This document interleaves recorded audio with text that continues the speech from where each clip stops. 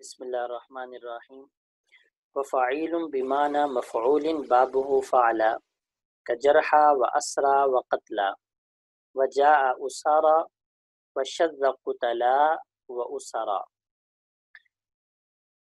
ما قبل عبارت کے اندر اس فعیل کی جموع کا بیان تھا جو فعیل بمعنی فاعل ہو۔ اب یہاں سے اس فعیل کی جمع کا ذکر آ رہا ہے جو بمعنی مفعول ہو۔ تو فاعل کبھی بمعنی فاعل ہوتا ہے، اس کا ذکر پہلے ہو گیا، اس کی جمع کیسے لائی جائے گی۔ اب فاعل بمعنی مفعول کا ذکر ہے۔ فرماتے ہیں جو فاعل بمعنی مفعول ہو اس کا باب فعلا ہے، اس کا باب فعلا ہے، یعنی اس کی جمع فعلا وزن پر لائی جائے گی۔ جیسے جریح کی جرحا، اسیر کی اسرا اور قتیل کی قتلا۔ یہاں شافعیہ کے شراح نے یہ بات لکھی ہے کہ یہ بات مطلق نہیں ہے بلکہ تب ہے اور ان الفاظ میں ہے جن الفاظ کے اندر آفت کا، مصیبت کا یا غم کا ایسا کچھ معنی پایا جائے۔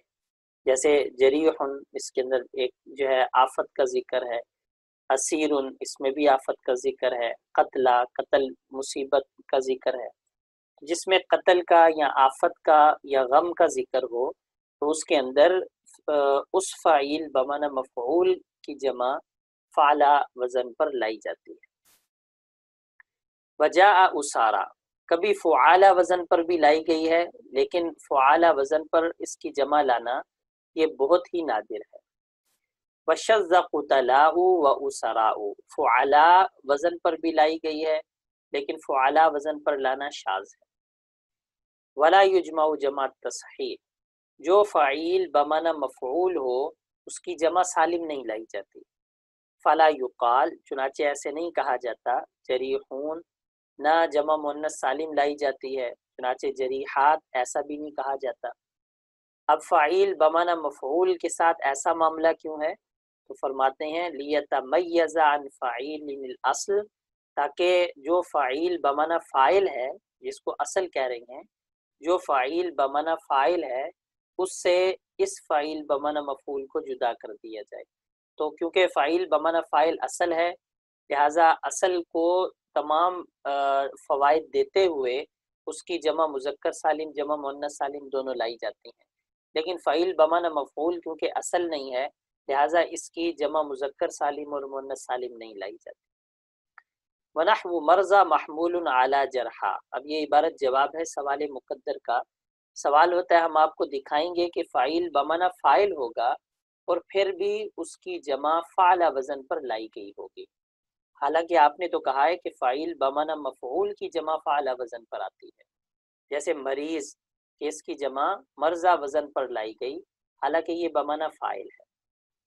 تو اس کا جواب دے رہے ہیں کہ مرضى یا اس جیسے جتنے بھی الفاظ ہیں جن میں آفت کا معنی پایا جاتا ہے یہ جرحا پر محمول ہیں، انہیں جرحا پر محمول کر کے ان کی جمع فعلا وزن پر لائی گئی۔ وجہ کیا ہے؟ وجہ یہ ہے کہ یہاں پر تشارک لفظی اور تشارک معنوی دونوں پایا جا رہا ہے۔ تشارک معنوی کہ دونوں کے اندر آفت اور مصیبت کا ذکر ہے، اور تشارک لفظی کہ دونوں فاعلہ یا فعلوا باب سے۔ اور علامہ ابن حاجب فرماتے ہیں کہ وَإِذَا حَمَلُوا عَلَيْهِ نحو ہلکا و موتا و جربا فہذا اجدر، کہ علماء عرب نے تو ایسے الفاظ کو بھی جرحا پر محمول کیا ہے اور ان کی جمع فعلا لائی ہیں جن میں صرف تشارک معنوی پایا جاتا تھا۔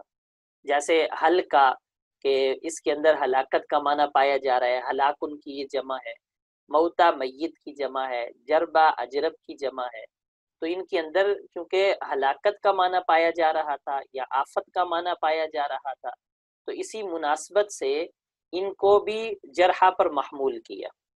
فہذا اجدر، تو یہ جو مرضى جیسا الفاظ ہیں ان کو جرحا پر محمول کرنا اجدر، یہ بطریق اولا جائز ہے، یہ زیادہ لائق ہے، یعنی یہ بطریق اولا جائز ہے کیونکہ ہلکا موتا اور جربا میں صرف تشارک معنوی پایا جا رہا ہے اور مرضى کے اندر تشارک لفظی اور معنوی دونوں پایا جا رہا ہے۔ کما حملوا ایاما و یتاما علی وجاع و حباتا، کہتے ہیں جیسے ایاما اور یتاما کو وجاع اور حباتا پر حمل کیا گیا. ایاما ایم کی جمع ہے، ایم کا وزن فعیل ہے. یتاما یتیم کی جمع ہے جس کا وزن فاعیل ہے.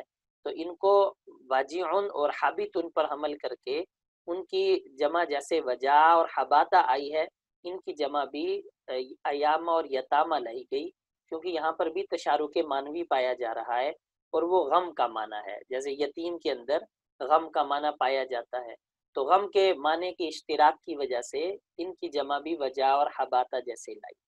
تو یہاں یہی کہنا مقصد ہے کہ جب تشارک معنوی کی وجہ سے جرحہ پر حمل کرنا ٹھیک ہے، تو جہاں تشارک لفظی اور معنوی دونوں پایا جائے وہاں پر جرحہ پر یعنی فاعل بمعنی مفعول پر حمل کرنا یہ بطریق اولا جائز. المؤنث، اب اس عبارت کا تعلق پہلے فاعل بمعنی فاعل سے ہے کہ پہلے فاعل بمعنی فاعل کا ذکر تھا جو کہ مذکر ہو، اب فاعل بمعنی فاعل مؤنث کا ذکر آ رہا ہے. تو فرماتے ہیں اگر فاعلتن صفتی ہے تو اس کی جمع فاعل وزن پر آتی ہے، جیسے صبیحتن اس کی جمع صبائح پر آتی ہے. فعال وزن پر بھی آتی ہے جیسے صباح. وجاء خلفاء اور فعلا وزن پر بھی آئی ہے جیسے خلیفتن کی جمع خلفاء وزن پر لائی جاتی ہے. مصنف فرماتے ہیں کہ خلیفتن کی جمع خلفاء پر جو لائی گئی ہے تو یہ خلیفتن کی جمع نہیں ہے بلکہ خلیفن کی جمع ہے. تو کہتے ہیں جالہ جمع خلیف اولا، کہ اس کو خلیفن کی جمع بنانا یہ اولا ہے. حملن علی الاکثر، اکثر پر حمل کرتے ہوئے، یعنی فاعل جو مذکر ہے اس کی جمع اکثر فعلا وزن پر آتی ہے، لیکن فاعل مؤنث کی جمع فعلا وزن پر کم آتی ہے. تو اکثر جو اکثر تھا فاعل مذکر والا، جب اس کی جمع فعلا وزن پر آتی ہے تو بہتر یہ ہے کہ خلفاء کو خلیفن کی جمع مانا جائے تاکہ اکثر قاعدے کے اوپر اس کا حمل ہو جائے اور شاذ کی طرف یہ نہ جائے. وَنَحْوُ عَجُوزٍ عَلَى عَجَائِزٍ، فعول اگر مؤنث کے لیے استعمال ہو وزن تو فعول جو مؤنث ہے اس کی جمع فاعل وزن پر آتی ہے، لہٰذا عجوز اس کی جمع عجائز وزن پر آتی ہے. فاعل الاسم، اب فاعل اسمی کا ذکر آئے گا، اس کے بعد فاعل صفتی کا ذکر آئے گا.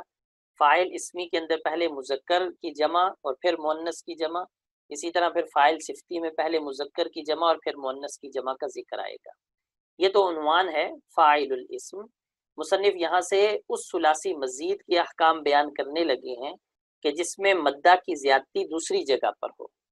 پہلے اس ثلاثی مزید کا ذکر تھا جس میں مدہ کی زیادتی تیسری جگہ پر تھی، اب اس کا ذکر آ رہا ہے جس میں مدہ کی زیادتی دوسری جگہ پر ہے.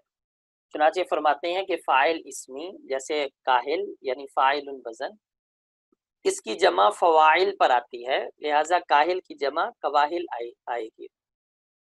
فعلان اور فعلان وزن پر بھی آئی ہے لیکن یہ قلیل ہے، جیسے حجران اور جنان. المؤنث، فاعل اسمی مؤنث جیسے کاسبتن، اس کی جمع فواعل پر آتی ہے، لہٰذا کاسبتن کی جمع کواسب پر آتی ہے. وقد نزلوا فاعلا منزلتہ، فاعلا وزن کو بھی جو فاعلا وزن ہے اس کو بھی فاعلتن مؤنث پر محمول کیا گیا. کیا مطلب کہ جیسے فاعلتن کی جمع فواعل پر آتی ہے تو فاعلا کی جمع بھی فواعل ہی لائی جائے گی. فقالو، چنانچہ عرب کہتے ہیں قواسع، نوافق، دوام اور ثوابن. قاسعہ کے اندر اس کی جمع لائے قواسع، نافقہ کی جمع نوافق لائی گئی، دامن کی جمع دوام لائی گئی. اب دام اصل کے اندر دامیما تھا تو پھر دامن ہوا تو دامن کی جگہ جمع دوام لائی گئی، اور سابیہ کی جمع ثوابن لائی گئی. الصفت، فاعل اگر صفتی ہو تو مذکر جیسے جاہل، اس کی جمع فعال اور فعال وزن پر اکثر آتی ہے، لہٰذا جاہل کی جمع جہال اور جہال وزن پر لائی جائے گی. فعالت وزن پر بھی آتی ہے کثیرن، پہلے کے مقابلے میں کم ہے لیکن اس کا استعمال بھی کثیر ہے. لیکن اگر فعلا معطل لامی ہو یعنی ناقص سے ہو تو ایسی صورت میں فا کلمے کو پیش دی جاتی ہے۔ یہ مطلب ہے وعلی قضات فی المعطل اللام کا، کہ اگر ناقص ہو تو ایسی صورت میں فاعل کی جمع جب فعالت وزن پر لائی جائے گی تو اس کے فا کلمے کو ضمہ دی جاتی ہے، لہذا قاضن کی جمع قضات وزن پر لائی جاتی ہے۔ فعل، فعلاء، فعلان، فعال، فعول، یہ بھی اوزان ہیں اگرچہ یہ غیر غالب ہیں، جیسے بذول، شعراء، صحبان، تجار اور قعود۔ واما فوارث فشاذ، فواعل وزن پر جمع لانا کہتے ہیں کہ یہ شاذ ہے۔ اب فوارث یہ فارسن کی جمع ہے، اور فارس کیونکہ صفتی ہے لہٰذا اس کی اسمی جمع لے کر آنا فوائل وزن پر تو فرماتے ہیں شاذن، یہ شاذ ہے۔ المؤنث صفتی، اگر فاعل صفتی اور مؤنث ہوا جیسے نائمۃ، فاعلۃ، تو اس کی جمع فواعل اور فعل وزن پر آتی ہے، جیسے نائمۃ کی جمع نوائم اور نون وزن پر لائی جاتی ہے۔ اسی طرح جو فاعل مؤنث کے ساتھ خاص ہو، جو فاعل کا وزن مؤنث کے ساتھ خاص ہو، اس کی جمع تکسیر بھی فواعل اور فعل وزن پر لائی جاتی ہے۔ لہٰذا حائز کیونکہ یہ مؤنث کے ساتھ خاص ہے لہٰذا اس کی جمع بھی حوائز اور حیز وزن پر ہی لائی جائے گی۔